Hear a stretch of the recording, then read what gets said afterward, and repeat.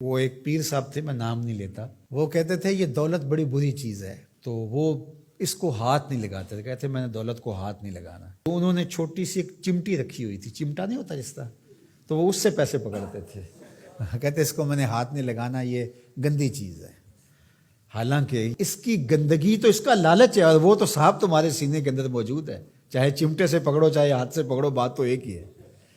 لیکن اس پر بھی لوگ کہتے ہیں سبحان اللہ، وہ اس پر بھی خوش ہوتے ہیں کہ ہمارے پیر صاحب جو ہیں وہ دولت کو ہاتھ نہیں لگا رہے۔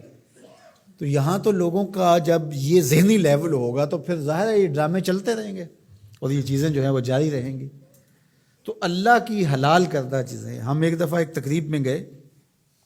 تو بعد میں کھانا لگا، تو صاحب خانہ نے اپنی بساط کے مطابق کھانا رکھا، تو ایک صاحب تھے وہ اپنے آپ کو صوفی کہتے تھے، تو وہ کہنے لگے کہ آپ کے گھر میں کوئی لسی ہے، تو وہ ظاہر کہنے لگے کہ نہیں، تو کہتے چلو سادہ سادہ پانی لے آؤ، تو وہ پانی لے آئے، کہتے ہیں اب وہ سرخ مرچیں تھوڑی سی لے آئیں، وہ سرخ مرچیں لے آیا، تو اس کے اندر گھول کر کے تو وہ روٹی کو ڈبو ڈبو کے کھا رہے تھے۔ میرے ساتھ 3-4 طالب علم تھے، تو میں نے ان کو آنکھ سے اشارہ کیا کہ یہ چاہ رہے ہیں کہ پوچھیں کہ حضرت یہ کیا ہے، تو میں نے کہا آپ نے بھی نہیں پوچھنا، لیکن خود ہی پھر کوئی 5-7 منٹ کے بعد وہ میں اصل سبزیاں گوشت کچھ بھی نہیں کھاتا، بس یہ لسی لے لیتا ہوں، اس میں یہ تھوڑا سا مرچیں ڈال لیتا ہوں اور روٹی سے، میں یہی میرا 12 سال سے یہ عمل ہے، تو نہ پھر لسی ملے تو پھر اس طرح پانی میں۔ تو وہ اس کے بعد وہ میرے تاثر لینا چاہ رہا تھا، میں نے کہا کہ میں تو اللہ کی ہر حلال شے کھا لیتا ہوں، میرے اللہ نے جو حلال کیا میں سب کھا لیتا ہوں، ان کی تو وہیں ہوا نکل گئی۔ تو یہ کس نے آپ کو حق دیا ہے کہ اللہ کی حلال کردہ چیزوں کو حرام؟ اگر آپ کی طبیعت نہیں مانتی یا آپ کی قسمت ایسی سڑی ہے کہ طیب اور پاکیزہ کھانے سامنے موجود ہیں اور آپ نے جو ہے وہ مرچیں ہی کھانی ہیں تو کھائیں، آپ اس کو تصوف سمجھتے ہوں گے، ہم اس کو آپ کے لیے اللہ کی طرف سے سزا سمجھتے ہیں۔ تو یہ خود ساختہ چیزیں ہیں، تو اللہ نے کیا فرمایا، اے ایمان والو جو حلال اور طیب چیزیں ہیں،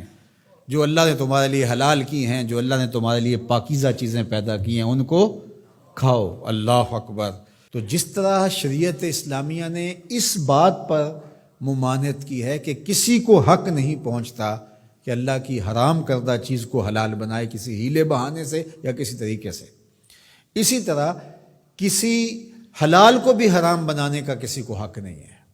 کہ جس چیز کو اللہ نے حلال رکھا ہوا ہے، پاکیزہ بنایا ہوا ہے، اس کو اپنے اوپر حرام کر دے۔ یہ شیطان کی پیروی ہے کہ خود کہنا کہ میں اس کو اپنے اوپر حرام کر لیا۔ تم کون ہوتے ہو اپنے اوپر حرام کرنے والے جب تمہارے خالق نے تمہارے اوپر حرام نہیں کیا ہے؟ ہاں، اگر کسی چیز کی طرف مزاج کسی کا نہیں ملتا، اور وہ بہت ساری سبزیاں ہیں، بعض اوقات ماں کو شام کو مسئلہ ہوتا ہے کھانا پکائیں تو میرا یہ بچہ یہ چیز نہیں کھاتا شوق سے اور فلاں بچہ یہ نہیں کھاتا، تو وہ ایک الگ چیز ہے، وہ